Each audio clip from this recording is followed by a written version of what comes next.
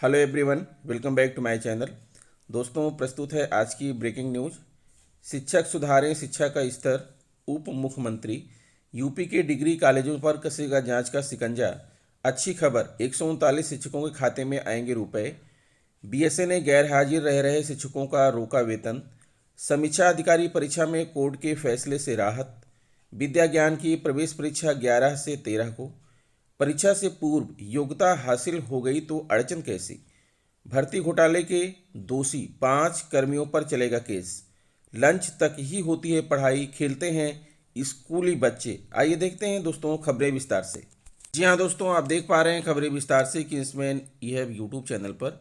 Varanasi deputy CM और उच्च शिक्षा मंत्री डॉक्टर दिनेश शर्मा ने शनिवार को महात्मा गांधी काशी विद्यापीठ परिसर में समीक्षा बैठक की। विद्यापीठ गेस्ट हाउस में हुई बैठक में विद्यापीठ संस्कृत विश्वविद्यालय के कुलपति और कुल सचिव के साथ उच्च अधिकारी, संयुक्त शिक्षा निदेशक और जिला विद्यालय निरीक्षक मौजूद थे। डिप्टी सीएम ने नियुक्तियों में पारदर्शिता के साथ शिक्षा की गुणवत्ता में कोई कोताही न बरतने की हिदायत दी। कहा, शिक्षा का स्तर सुधारें।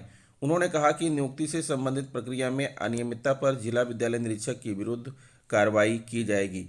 उन्होंने बताया कि संस्कृत विद्यालयों में रिकॉर्ड शिक्षकों की भर्ती पूरी पारदर्शिता के साथ की गई। शिक्षक विहीन विद्यालयों में शिक्षकों की नियुक्ति पर शिक्षा के स्तर में गुणात्मक सुधार सुनिश्चित किया गया है। लिपिक भर्ती के संबंध में उन्होंने बताया कि नया शासनादेश जारी किया गया है। शासनादेश के विरुद्ध भर्ती करने पर संबंधित के खिलाफ कड़ी विधिक कार्रवाई की जाएगी। उप मुख्यमंत्री डॉक्टर शर्मा ने बताया कि बोर्ड परीक्षा में अनुत्तीर्ण विद्यार्थियों को एक और अवसर दिया जा रहा है। उन्हें अंक शोधन के लिए एक अवसर दिया गया था, परंतु उसके पश्चात भी जो विद्यार्थी उत्तीर्ण नहीं हो पाए या परीक्षा नहीं दे पाए, उनको एक और अवसर दिया जा रहा है। फॉर्म ऑनलाइन भरे जा रहे हैं। फॉर्म भरने की अंतिम तिथि 15 दिसंबर है। फॉर्म भरने में कोई शुल्क नहीं लिया जा रहा है। असिस्टेंट प्रोफेसर से एसोसिएट प्रोफेसर की पदोन्नति के संबंध में उन्होंने पूरी प्रक्रिया 15 जनवरी तक पूर्ण करने के आदेश दिए। यूपी के डिग्री कॉलेजों पर कसेगा जांच का शिकंजा। शिक्षा गुणवत्ता की जांच के लिए अफसरों को सौंपा गया लक्ष्य। योगी सरकार ने प्रदेश के राजकीय और सहायता प्राप्त महाविद्यालयों पर शिकंजा कसते हुए शिक्षा की गुणवत्ता और जांच कराने का फैसला किया है। इसके लिए शासन के विशेष सचिव और उच्च शिक्षा निदेशक से लेकर राज्य विश्वविद्यालयों के कुल सचिवों तक को हर माह महाविद्यालयों के निरीक्षण का लक्ष्य दिया गया है। इसकी रिपोर्ट महीने की 5वीं तारीख तक अनिवार्य रूप से शासन को भेजनी होगी। प्रदेश में 164 राजकीय और 331 सहायता प्राप्त महाविद्यालय हैं। सरकार का मानना है कि इस कदम से इन महाविद्यालयों में पठन पाठन की मौजूदा स्थिति में सुधार होगा। इससे जरूरी सुधारों के लिए प्रबंध तंत्र पर भी दबाव बनेगा।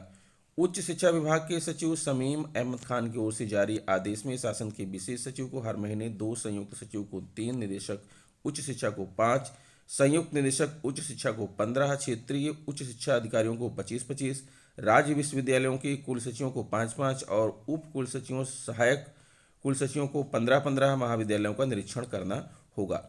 लंबे समय से वेतन का इंतजार कर रहे यूपी के 139 शिक्षकों के लिए गुड न्यूज़ है।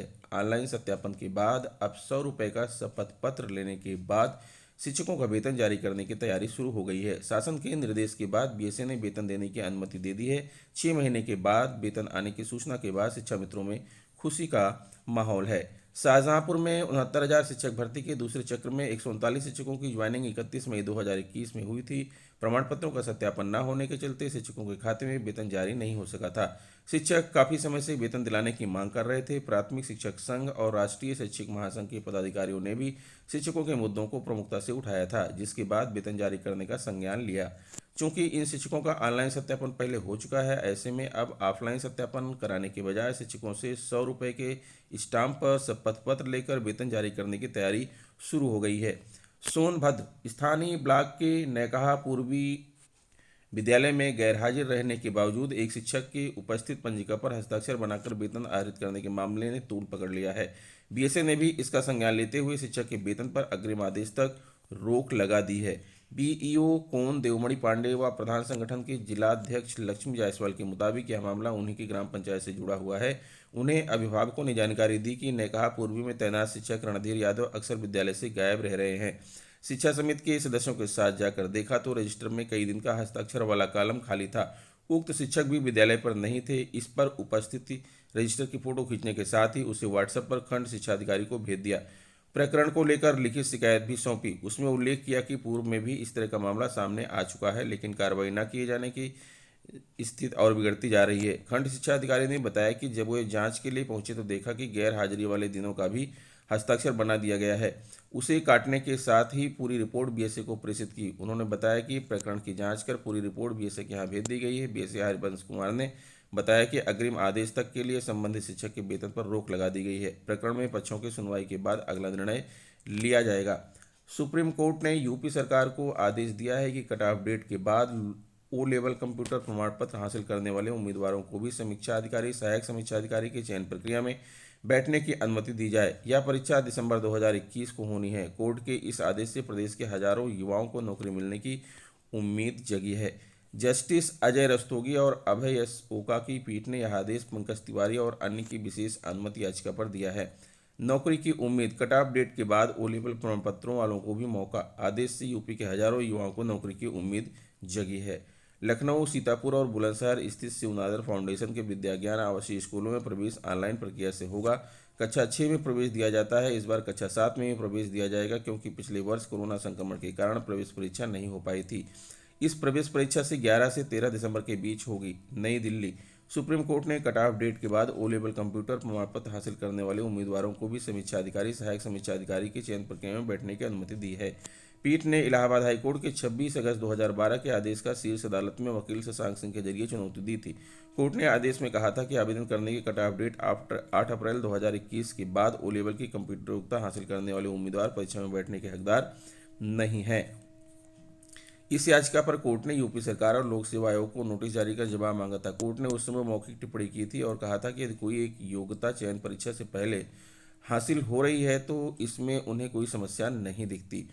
उत्तर प्रदेश अधीनस्थ सेवा चयन आयोग ने वैयक्तिक सहायक व आशुलिपिक के 808 पदों पर भर्ती में अनियमितता के मामले में 5 कर्मियों के खिलाफ अभियोजन की स्वीकृति दे दी है। अब इन कर्मियों के खिलाफ कोर्ट में मामला दाखिल किया जा सकेगा। आयोग के सचिव आशुतोष मोहन अग्निहोत्री ने शनिवार को इस संबंध में आदेश जारी कर दिया है। सपा के शासनकाल में उत्तर प्रदेश अधीनस्थ सेवा चयन आयोग के माध्यम से 54 विभागों में व्यक्तिगत सहायक व आशुलिपिक के 808 पदों पर भर्ती में अनियमितता के मामले में 5 कर्मियों को दोषी पाया गया है।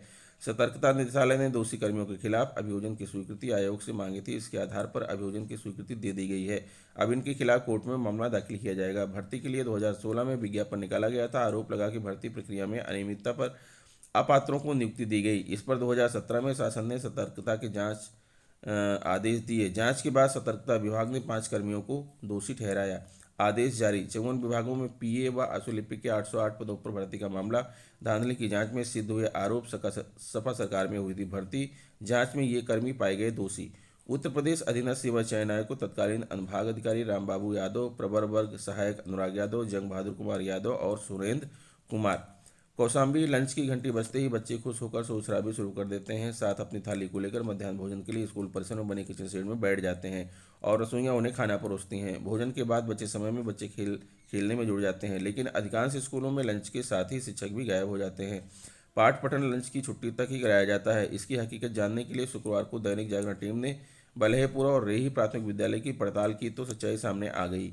जनपद के 1090 परिषदीय विद्यालयों में सुबह 9 बजे से शाम 3 बजे तक पाठन कराया जा रहा है, जिसमें दोपहर 12 बजे से 12:30 तक मध्याह्न भोजन के लिए छुट्टी रहती है। उसके बाद पुनः अध्ययन कार्य शुरू होने का प्रावधान है, लेकिन अधिकांश स्कूलों में लंच की छुट्टी के बाद पढ़ाई ही नहीं कराई जाती। इसकी पड़ताल करने पर शुक्रवार को दैनिक जागरण की टीम दोपहर 1:30 बजे रेही प्राथमिक विद्यालय पहुंची। वहां पर सभी स्कूली बच्चे परिसर में खेल रहे थे। एक कमरे में प्रधानाध्यापक आनंद बिहारी कुछ बच्चों को पढ़ा रहे थे। बीएलओ ड्यूटी में लगे सर्वेश सिंह मतदाता सूची का कार्य देख रहे थे। शिक्षिका राधा सिंह भी विद्यालय में बैठी थी, जबकि शिक्षक मगन सिंह स्कूल से नदारद मिले। स्कूल के अधिकांश बच्चे खेल में मस्त थे। इसी प्रकार प्राथमिक विद्यालय बलयपुर में स्कूली बच्चे आंगन में खेल रहे थे। बीएलओ ड्यूटी में लगे विमल कुमार कुशवाहा अपने कार्य में जुटे थे। राजकुमारी सिंह एक कक्षा में थी। शिक्षिका अर्चना गुप्ता, शिक्षक रामबदन चंद्रशेखर गायब थे। प्रधानाध्यापक के मुताबिक चंद्रशेखर सीएल और रामबदन मेडिकल छुट्टी व अर्चना गुप्ता मातृत्व अवकाश पर हैं। स्कूल में मौजूद अध्यापकों ने बताया कि शिक्षकों के अभाव में बच्चों का पाठन प्रभावित हो रहा है। पानी की किल्लत, भटकने पर मजबूर हैं बच्चे और शिक्षक। तो दोस्तों, ये रहा आज का ब्रेकिंग न्यूज़। आशा करता हूँ वीडियो आपको अच्छी लगी होगी। अगर वीडियो आपको अच्छी लगी है तो प्लीज़ मेरे चैनल को सब्सक्राइब कर लीजिए, बेल आइकन को प्रेस कर दीजिए। मिलते हैं आपसे नेक्स्ट वीडियो में कुछ नई जानकारी लेकर। तब तक के लिए नमस्कार।